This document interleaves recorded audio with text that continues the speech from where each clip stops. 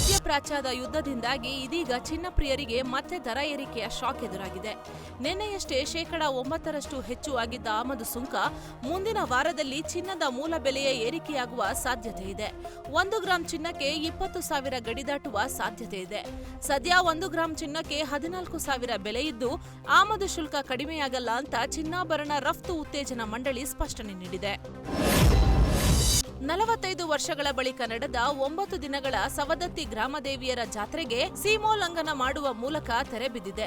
ಸವದತ್ತಿ ಶಾಸಕ ವಿಶ್ವಾಸ್ ವೈದ್ಯ ಸೇರಿ 16 ಮನೆತನದ ರೈತ ಮುಖಂಡರ ನೇತೃತ್ವದಲ್ಲಿ ಜಾತ್ರೆ ನಡೆದಿದ್ದು, ಲಕ್ಷಾಂತರ ಭಕ್ತರು ಈ ಜಾತ್ರೆಗೆ ಸಾಕ್ಷಿಯಾಗಿದ್ದಾರೆ.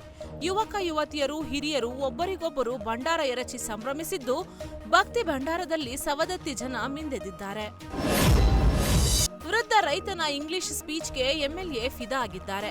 ತುಮಕೂರು ಜಿಲ್ಲೆಯ ಚಿಕ್ಕನಾಯಕನಹಳ್ಳಿ ಶಾಸಕ ಸುರೇಶ್ ಬಾಬು ಹಾಗೂ ತಹಸೀಲ್ದಾರ್ ಮಮತಾ ನೇತೃತ್ವದಲ್ಲಿ ನಡೆಯುತ್ತಿದ್ದ ಜನಸ್ಪಂದನ ಕಾರ್ಯಕ್ರಮದಲ್ಲಿ ವೃದ್ಧ ರೈತರೊಬ್ಬರ ಇಂಗ್ಲಿಷ್ ಸ್ಪೀಚ್ ಕಂಡು ಅಧಿಕಾರಿಗಳು ಅಚ್ಚರಿಗೊಂಡಿದ್ದಾರೆ.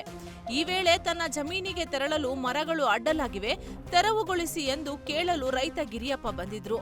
ಗಿರಿಯಪ್ಪರ ಇಂಗ್ಲಿಷ್ ಜ್ಞಾನದ ಕುರಿತು ಮೊದಲೇ ಅರಿವಿದ್ದ ತಹಸೀಲ್ದಾರ್ ಮಮತಾ ಇಂಗ್ಲಿಷ್ನಲ್ಲೇ ವಿವರಿಸಿ ಎಂದು ಸೂಚಿಸಿದ್ರು. ಈ ವೇಳೆ ಇಂಗ್ಲಿಷ್ನಲ್ಲಿ ಹೇಳಿದ ತಕ್ಷಣ ಸಮಸ್ಯೆ ಬಗೆಹರಿಯುತ್ತಾ ಎನ್ನುತ್ತಲೇ ಇಂಗ್ಲಿಷ್ನಲ್ಲಿ ಮಾತನಾಡಿದ್ದಾರೆ. ಬೆಂಗಳೂರಿನ ಜಯನಗರದ ಜನನ ಮರಣ ನೋಂದಣಿ ಕಚೇರಿಯಲ್ಲಿ ಮರಣ ಪ್ರಮಾಣ ಪತ್ರ ನೀಡಲು ಅಧಿಕಾರಿಗಳು ಲಂಚಕ್ಕೆ ಬೇಡಿಕೆ ಇಟ್ಟಿರೋ ಆರೋಪ ಕೇಳಿಬಂದಿದೆ. ಸಾವಿನಲ್ಲೂ ಹಣಕ್ಕೆ ಕೈಚಾಚೋ ಅಧಿಕಾರಿಗಳ ವಿರುದ್ಧ ಸಾಮಾಜಿಕ ಜಾಲತಾಣಗಳಲ್ಲಿ ಸಾರ್ವಜನಿಕರು ಆಕ್ರೋಶ ಹೊರಹಾಕಿದ್ದಾರೆ. ಜಯದೇವ ಆಸ್ಪತ್ರೆಯಲ್ಲಿ ಮೃತಪಟ್ಟ ವ್ಯಕ್ತಿಯ ಕುಟುಂಬದವರು ದಾಖಲೆಗಳೊಂದಿಗೆ ಹೋದರೂ ಅರ್ಜೆಂಟ್ ಬೇಕಿದ್ದರೆ ಹಣ ಕೊಡಿ ಅಂತ ಅಧಿಕಾರಿಗಳು ನೇರವಾಗಿ ಹಣಕ್ಕೆ ಬೇಡಿಕೆ ಇಟ್ಟು ವಿಳಂಬ ಧೋರಣೆ ಅನುಸರಿಸಿದ್ದಾರೆ. ಈ ಬಗ್ಗೆ ಸಂತ್ರಸ್ತ ಕುಟುಂಬವು ತಮ್ಮ ಕಹಿ ಅನುಭವವನ್ನು ಹಂಚಿಕೊಂಡಿದ್ದು, ಸಾವಿನಲ್ಲೂ ಹಣಕ್ಕಾಗಿ ಕೈಚಾಚುವ ಭ್ರಷ್ಟಾಚಾರದ ವಿರುದ್ಧ ಜನರು ಗರಂ ಆಗಿದ್ದಾರೆ. ಚಿನ್ನದ ಅಂಗಡಿಯಲ್ಲಿ ಗ್ಯಾಸ್ ಸಿಲಿಂಡರ್ ಸ್ಫೋಟಗೊಂಡ ಘಟನೆ ವಿಜಯನಗರ ಜಿಲ್ಲೆಯ ಸರಾಫ್ ಬಜಾರ್ನಲ್ಲಿ ನಡೆದಿದೆ. ಬೆಳಗ್ಗೆ ಚಿನ್ನದ ಕುಲುಮೆ ಕೆಲಸ ಮಾಡುವಾಗ ಈ ಘಟನೆ ಸಂಭವಿಸಿದೆ. ಘಟನೆಯಲ್ಲಿ ಬಂಗಾಳಿ ಮೂಲದ 38 ವರ್ಷದ ಬೀಜು ಹಾಗೂ 40 ವರ್ಷದ ನಾನಾ ಹಕೀಂ ಇಬ್ಬರಿಗೆ ಗಾಯವಾಗಿದೆ. ಸ್ಫೋಟದ ತೀವ್ರತೆಗೆ ಚಿನ್ನದಂಗಡಿಯ ಶಟ್ಟರ್ ಒಡೆದು ಹೋಗಿದೆ. ಸದ್ಯ ಘಟನೆಯಲ್ಲಿ ಯಾವುದೇ ಪ್ರಾಣಹಾನಿ ಸಂಭವಿಸಿಲ್ಲ ಅನ್ನೋ ಮಾಹಿತಿ ಲಭ್ಯವಾಗಿದೆ. ಸ್ಥಳಕ್ಕೆ ಎಸ್ಪಿ ಲಕ್ಷ್ಮಣ್ ನಿಂಬರಗಿ ಭೇಟಿ ನೀಡಿ ಪರಿಶೀಲನೆ ನಡೆಸಿದ್ದಾರೆ.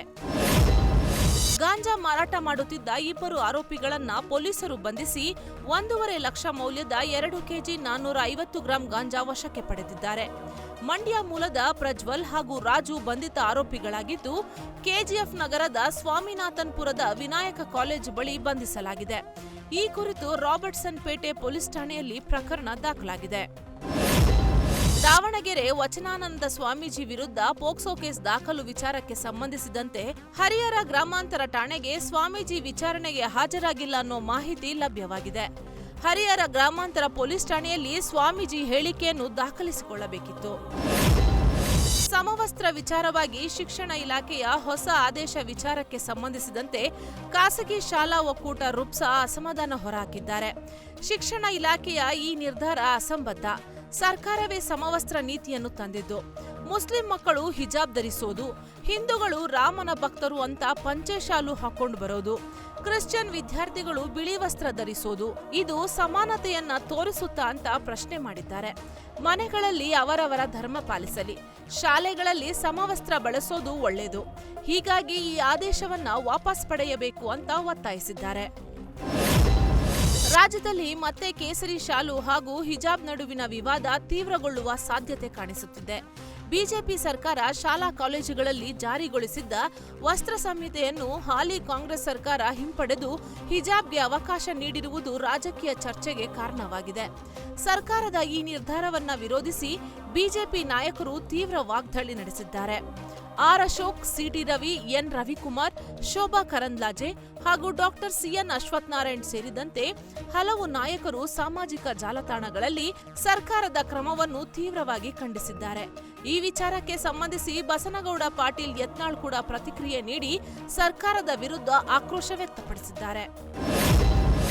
2022ರಲ್ಲಿ ಜಾರಿಗೊಂಡಿದ್ದ ಯೂನಿಫಾರ್ಮ್ ಆದೇಶವನ್ನ ಸರ್ಕಾರ ಹಿಂಪಡೆದ ಹಿನ್ನೆಲೆ ಹಿಜಾಬ್ ಹೋರಾಟಗಾರ್ತಿ ಅಲಿಯಾ ಅಸಾದಿ ಸಂತಸ ವ್ಯಕ್ತಪಡಿಸಿದ್ದಾರೆ.